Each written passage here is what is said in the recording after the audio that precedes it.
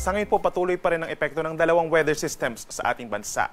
Dito sa Visayas, Mindanao at malaking bahagi ng Southern Luzon, patuloy ang mga pag-ulan dulot pa rin sa Intertropical Convergence Zone or ITCZ. Ito po yung linya kung saan nagtatagpo ang hangin from the northern and southern hemispheres. At kapag nagbabanggaan po yung mga hangin, nagkakaroon ng makakapal na mga kaulapan at ang tendency merong mga minsang malalakas na mga pag-ulan.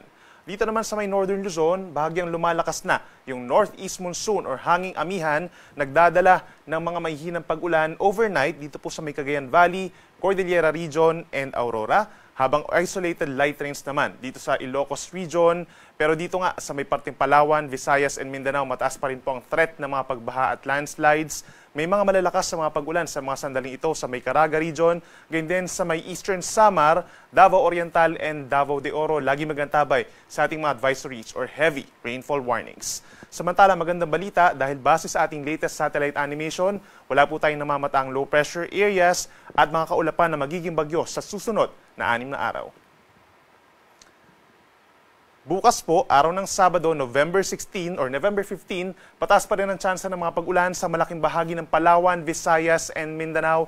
Dulot pa rin yan ng Intertropical Convergence Zone o yung banggaan nga ng mga hangin.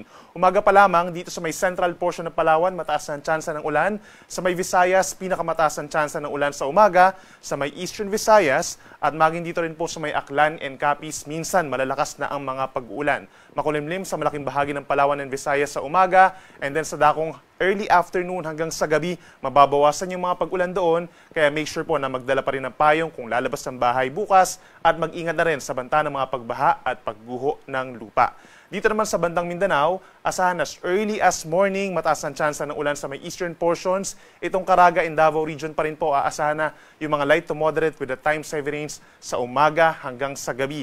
Habang dito sa may western Mindanao, Zamboanga Peninsula, Bangsamoro Region and Socsagen, medyo umaaraw pa naman po paminsan-minsan, no? And then sa dakong tanghali hanggang gabi, nagiging makapal na yung mga ulap at mataas ang tsansa ng mga kalat-kalat na ulan and thunderstorms, kahit mag-ingat na rin sa banta ng mga flash floods or landslides. In terms of temperature, halos magkakatulad ng temperatura sa may Palawan, Cebu, and Tacloban, hindi kainitan from 24 to 29 degrees Celsius, habang sa may Zamboanga City and Davao City naman, between 24 to 32 degrees Celsius. Sa ating mga kababayan po sa natitirang bahagi ng Palawan, Idong Mindoro Provinces, Marinduque, Romblon, dito rin sa may Bicol Region hanggang sa mga probinsya din po ng Quezon, Laguna, and Batangas, mataas din po ang tsansa ng mga pag-ulan bukas, November 15, dahil pa rin yan sa ITCZ. May mga light to moderate with the time-saving rains simula sa umaga pa lamang hanggang sa early afternoon, so make sure din na meron baong payong or kapote kung lalabas po ng bahay.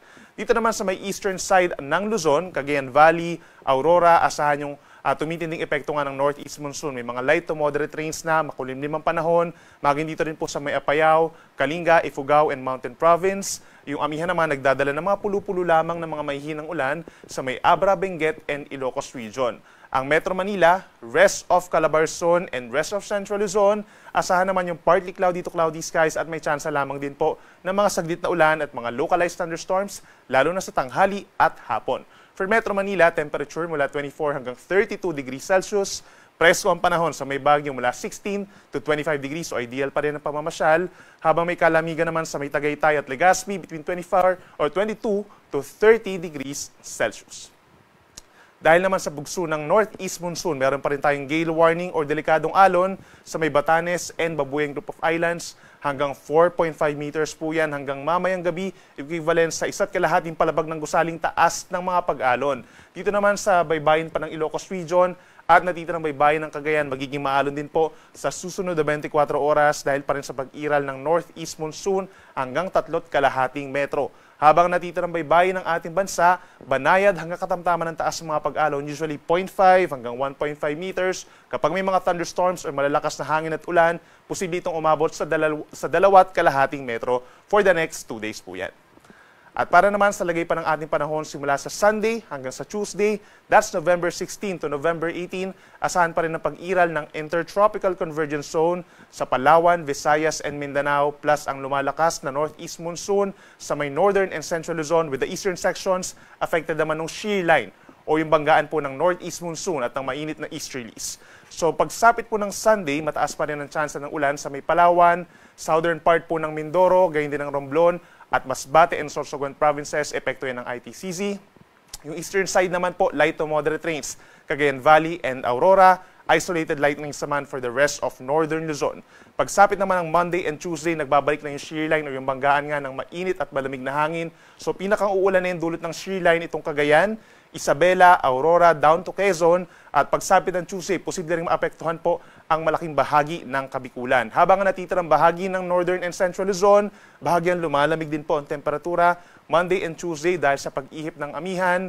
Sa Baguio City, posibleng umabot nga sa 16 degrees ang pinakamalamig na temperatura.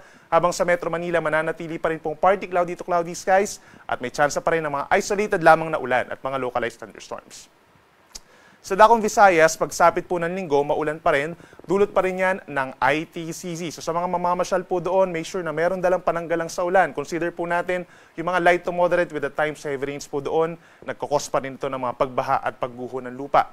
Habang pagsapit ng Lunes at Martes, mababawasan yung mga pag-ulan dito sa Visayas except sa may eastern portions, Eastern Samar, dito rin po sa may southern Leyte, and Leyte, asahan yung mataas na tsansa ng ulan. Dulot ng ITCZ, kaya't mag-ingat pa rin sa mga warnings at sa mga flash floods and landslides, lagi pong magantabay. At para naman po sa Mindanao, asahan pa rin ng mataas na tsansa ng ulan. By Sunday and Monday, sa malaking bahagi ng Mindanao, meron pa rin epekto ng ITCZ. Light to moderate with the times heavy rains po yan. Mag-ingat sa banta ng mga pagbaha at pagguho ng lupa. Habang pagsapit ng Tuesday, mababawasan yung mga pag-ulan sa malaking bahagi ng Mindanao except dito sa may Eastern Visayas or sa may eastern portion of Mindanao, Caraga Region and Davao Region, mataas pa rin po ang chance ng mga pag-ulan, lalo na sa may Davao Oriental. Mag-ingat pa rin sa mga possibilities ng landslides and flash floods dahil minsan lalakas pa rin ang mga pag-ulan. You're watching Rapid News Weather. Stay informed. Subscribe for more updates.